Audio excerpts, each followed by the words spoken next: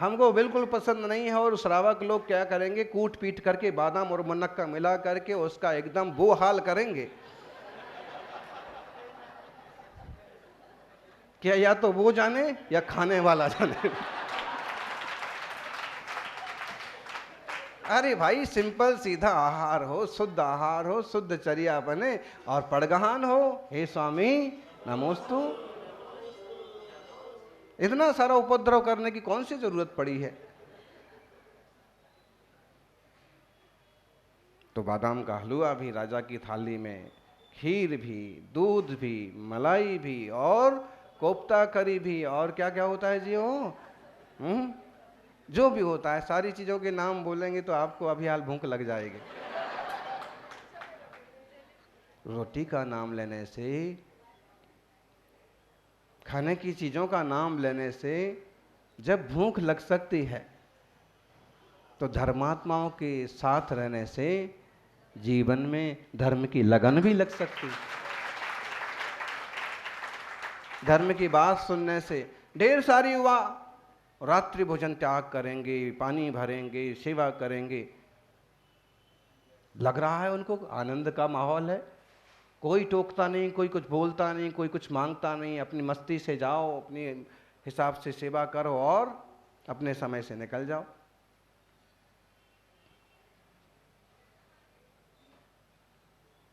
और राजा ने गोद में बैठा लिया, बेटे आओ, तुम भी खाओगे आज हमारे साथ। और खाना तो ठीक, जैसे ही उसने पहला गिलास उठाने की कोशिश की और उसने थाली लुढ़क गई नीचे। और बिल्ली के भाग से बिल्ली कहीं बैठी हुई और देख रही थी कि इतनी बढ़िया दूध मलाई, इतनी बढ़िया खीर, जो राजा खा रहा है वो मुझे भी। ध्यान रखना कृष्णा नगर के राजाओं, तुम्हारे यहाँ का ऐसा उत्सव देख करके कहीं कहीं के श्रावक भी इस खीर पर ललचा रहे होंगे।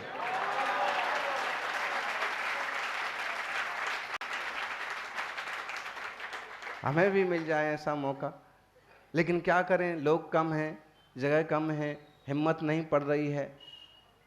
एक बार हिम्मत कर लो, सारी चीजें सही होते चले जाते।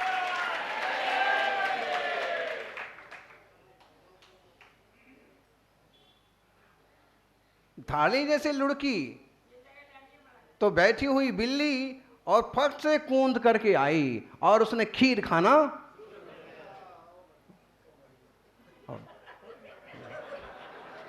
मर भी गई इतनी जल्दी। अगर इतनी जल्दी बिल्ली मर जाएगी तो कहानी पूरी बहुत जल्दी हो जाएगी। अच्छा, आप कहते हो समझ लो बिल्ली भी खीर खा के और बात मानना पड़ती है। कोई कोई श्रावक की बात ना मानो तो बड़े नाराज हो जाते हैं।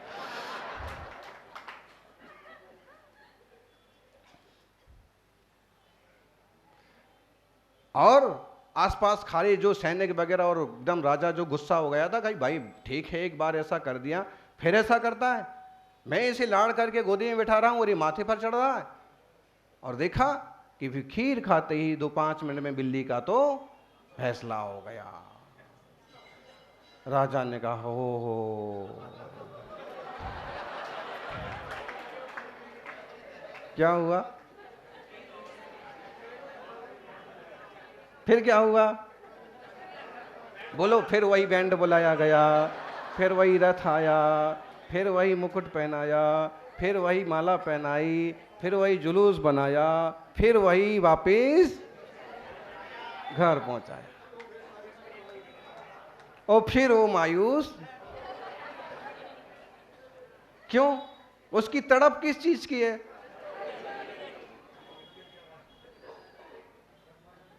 उसकी तड़प तो सिर्फ ये है कि मुझे तो पहनना है। कितना अच्छा लग रहा था, 8-10 आदमी आगे पीछे चल रहे थे और वही पहने हुए था, 2-2 कड़े, मेरे को भी पहनना है। उसने फिर देखा है मुनीम की तरफ कि तूने फिर गड़बड़ किया और मैं ऐसा नहीं चाहता था, मैं वैसा चाहता था।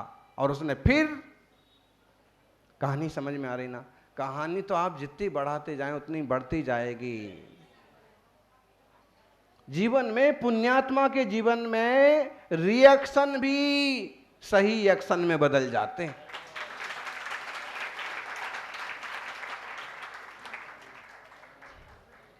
टेंशन भी डिटेंशन में बदल जाते हैं।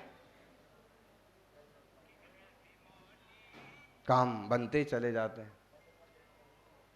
कभी इस तरह की कहानी आप देखना चाहें तो धन्य कुमार का जीवन चरित्र देखिए, पूरी शुद्ध सच्ची कथा, और वह अंततः कैसे मुनिराज बनते हैं और कैसे मोक्ष पधारते हैं।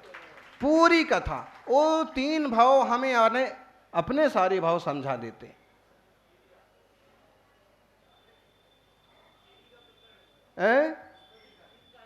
हाँ, उसमें भी खीर का प्रसंग है, उनके पिछले भाव की कहानी कि पाप से कैसा होता है, पुण्य से कैसे बदलता है और कैसे तरक्की होता है। इतना तो आशय छोटा बच्चा भी समझ गया होगा कि भाई जीवन में पुण्य अर्जन जरूर करना। साधन क्या है? सौभाग्य है कि इस युग में भी सीधे सच्चे साधन उपलब्ध हैं। जिन आलय में प्रभु का दर्शन कर लें, जिन वाणी का स्वाध्याय सुन लें, मुनिराजों की संगति कर लें, ध्यान करना आता है, तत्व को समझना आता है, तो थोड़ा सा उसकी तन्मयता बना लें, ढेर सारा पुण्य का उपार्जन होगा, जीवन ऊंचाइयां स्पर्श करेगा। उसने मुनीम का पल्ला फिर पकड़ा। अब क्या होने वाला है?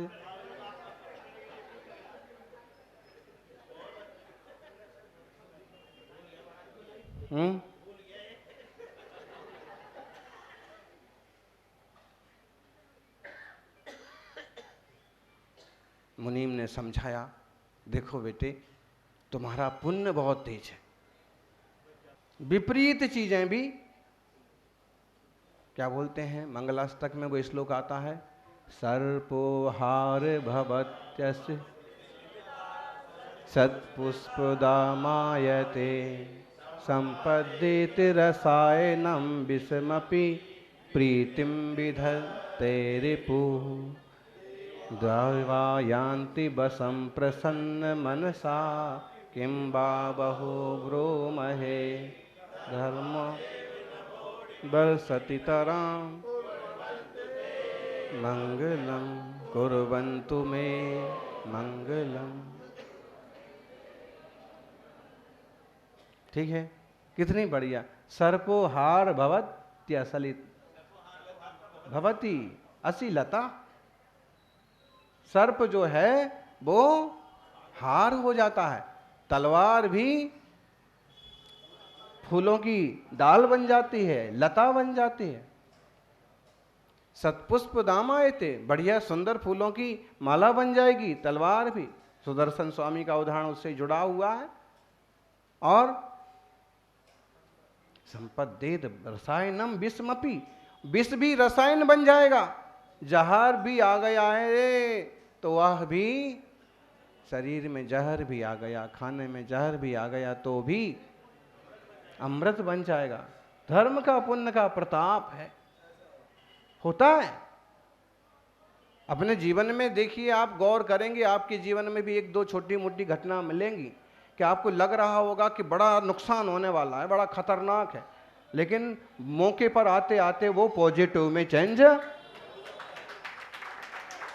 अगर आप अपना धर्म, ध्यान, अपनी रुचि, अपनी प्रवृत्ति सही दिशा में रखते हैं तो वो नुकसान भी फायदे में बदल जाता है। और कई बार पाप के विपाक हैं तो ऐसे लगता है कि बस एक साइन की जरूरत है और अपना काम तो, बस वो एक साइन अटका रहेगा और आपका अच्छा खासा काम मिट्टी में पड़ जाएगा।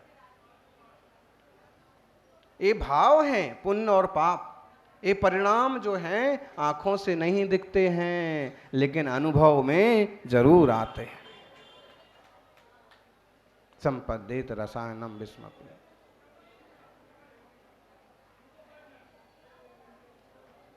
जिन भगवान की आराधना से, जिस धर्म की आराधना से ऐसा जीवन में मंगल होता है, वह धर्म हमारा मंगल करे, ओ धर्म तुम्हारा मंगल करे, ओ धर्म सबका मंगल करे। कुर्वन्तु कुर्वन्तु ते, ते माने आपका मंगल, मे माने मेरा, फिर नो बोलो या नहा बोलो माने हम सबका, और वह या वो ही आता है, वो मतलब तुम सबका। ये तो विभक्तियां हैं, ते और मैं भी बोल दिया तो हमारा, मेरा और तोवेरा, और वैसे ना हम सबका, तुम सबका। भगवान या धर्म मंगल करे, पुण्य के विपाक में जीवन ऊंचाइयां हासिल करता है। इसलिए गृहस्थी के जंजाल में हो ज्ञानी, हमें पता है कि यहाँ बैठे बैठे भी अब आपके आगे के विकल्प चालू होने वाले हैं, लेकिन फिर भी उन विकल्पों के योग्य कार्य करते हुए, अपने गृहस्थी संबंधी कामों को करते हुए भी इतना सा समय निकालो, थोड़ा सा समय निकालो, लेकिन निकालो, कुछ मत करो, श्री प्रभु जी के सामने आके बैठ जाओ और 2 मिनट सिर्फ उनकी छवि निहारो और कुछ मत करो। आपको पूजा करना नहीं आता, पूजा मत करो। आपको द्रव्य चढ़ाना नहीं आता है, द्रव्य नहीं है वो भी मत लाओ हैं। और आपको पंथवाद से घबराहट है, उसमें भी मत पड़ो कि कौन दूध की, पानी की, शक्कर की, फूल की पत्ती, कुछ में मत पड़ो। बस सिर्फ आकर के 2 मिनट सामने बैठो, प्रभु की मुद्रा निहारो और भाव सूझे तो नमोकार के जाप करो। बस आंखें खुली रखो। जब श्री जी के सामने बैठो तो आंखें खुली रखो। अक्सर कर आपने देखा होगा, लोग आएंगे बाजार भर देखते हुए आएंगे, लेकिन मंदिर में जैसे ही भगवान के सामने आएंगे तो अरे भाई भगवान से क्या दुश्मनी है तुम्हारी? नहीं, मैं भगवान का ध्यान कर रहा हूं। तो ऐसे ध्यान करते हो? अब 2, 4, 5 मिनट के लिए तो आए हैं, उनको अच्छे से निहार लो, आंखों में भर लो।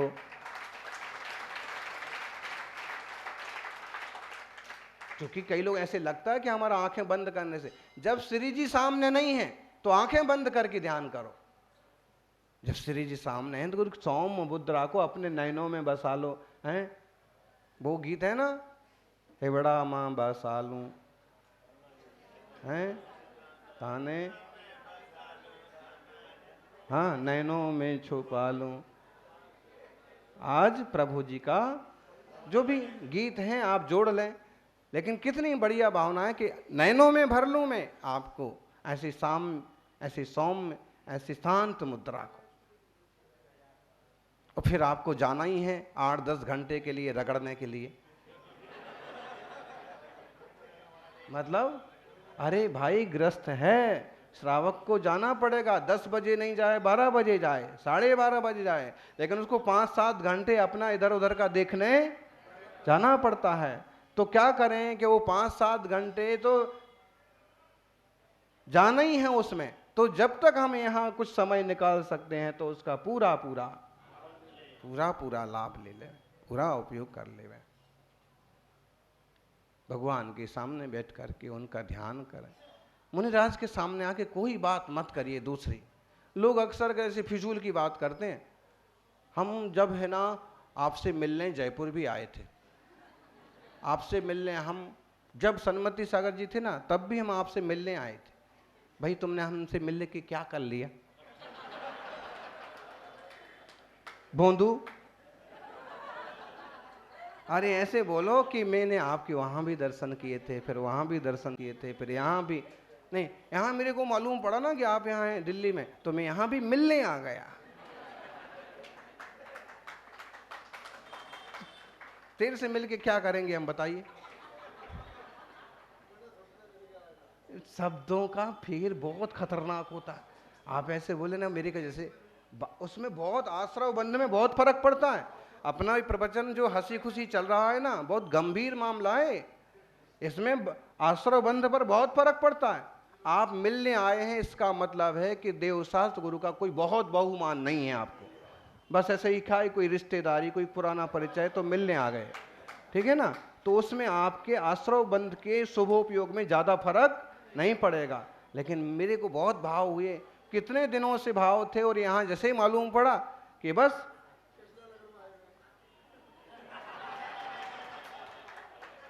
पास में ही मेरा काम था, मैंने सारा काम छोड़ा और सबसे पहले मैं दर्शन को। इसमें भावों का कितना जोर है। उसमें भी टाइम, उसमें भी सब वही हुआ है, लेकिन भावों ने जोर नहीं मारा। बहुत फर्क पड़ता है। आश्रव बंध पल पल होता है, हर समय होता है, और वही पुण्य बन जाता है। खोटे विचारों से वही। महाराज जी पहचाना, पहचाना?